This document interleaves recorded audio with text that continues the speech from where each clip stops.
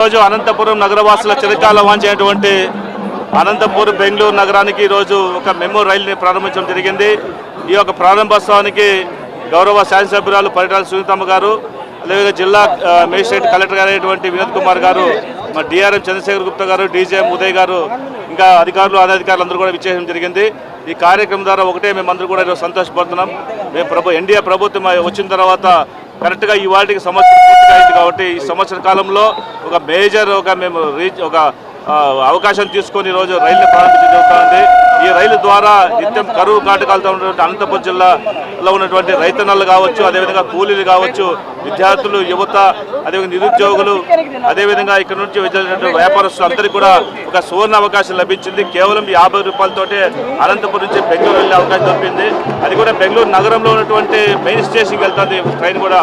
కాబట్టి అందరూ కూడా సంతోషంగా ఈరోజు ఈ కార్యక్రమం ఇచ్చేయడం జరిగింది.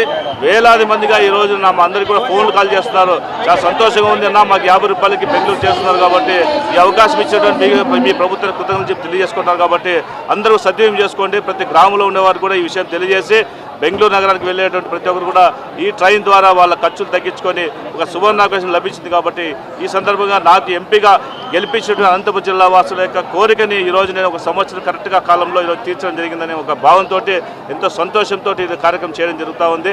భవిష్యత్తులో ఇంకా 4 సంవత్సరాల పరిధిలో కూడా అనేక కార్యక్రమం చేయాల్సి ఉంది. అన్నీ కూడా తొలిమెట్టుగా ఇది భావిస్తూ ఒక మంచి కార్యక్రమం సువర్ణావకాశం నాకు ఇది లభించిందని చెప్పేసి